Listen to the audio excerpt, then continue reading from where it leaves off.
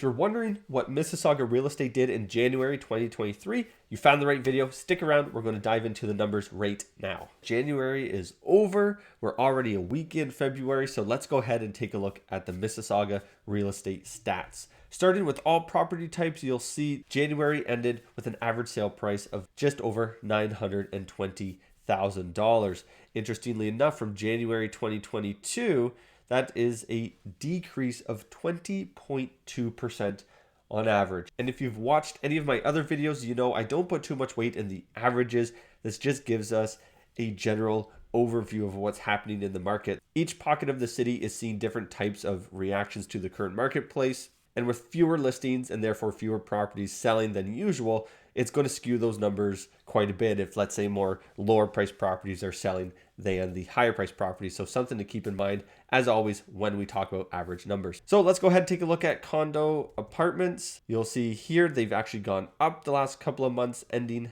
at 626 and a little bit. And then in January, the average was 696, almost 697. So that's an average change of 10.1 decrease in the average condo price when we're looking at year over year. Condo townhomes saw a little bit of an uptick from last month after seeing a few months downward trend. And so it ended the month at 797, 702.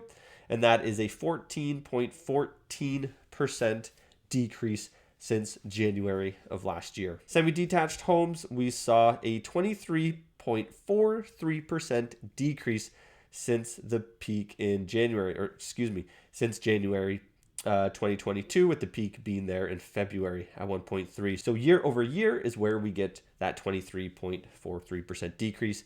And the big one, the detached homes, we saw a bit of growth and then a drop here in January, ending the month at just a little under 1.38 million. And they saw the peak in January at over 1.9 for a detached home on average in Mississauga. So that gives us a decrease of 29.75% decrease. Let's just round up and call it a 30% decrease from January 2022 to January 2023. And it's interesting to say that we knew big changes were going to happen with the mortgage rates. So the last few years, I hear from buyers all the time, we're going to wait for the market to come down. We're going to wait for the crash. And at the time I explained it, it would happen a number of ways. Either 10 times the amount of listings were going to hit the market and then buyer demand dropped off, which is extremely unlikely, especially in the GTA. Or they were going to start increasing rates, making it harder for buyers to get a mortgage.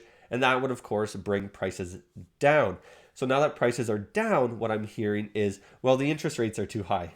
And historically, we right now have pretty normal interest rates on a mortgage. Anyone buying a property in this area here when mortgage rates were extremely low, that was not normal. And now they're talking about new rules coming into place in April that's going to make it even more difficult for home buyers to get into the market. So for those saying they were waiting for prices to come down, you got what you wished for. Yes, you will be paying more in interest, and it may be a little more difficult to get qualified. What we do know is real estate continues to grow over time during the long term. And for those who already own a home, with detached prices coming down so much, it's a fantastic time for the move-up buyers. So if you've ever thought about moving out of your townhome, your semi, up into a detached, then that delta, that difference in prices is getting shorter and shorter. Keep in mind, there's going to be lots of people coming to the country, lots of people with money. Not all of them will be buying. Not all of them will settle in the GTA, but quite a few of them will.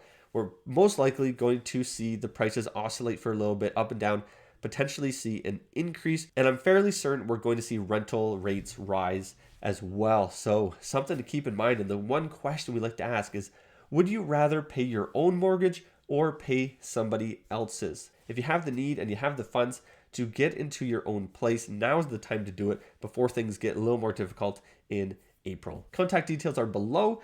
Let's set up a time to talk about your real estate goals and what a move looks like for you. Thanks so much for watching. We'll see you on the next video.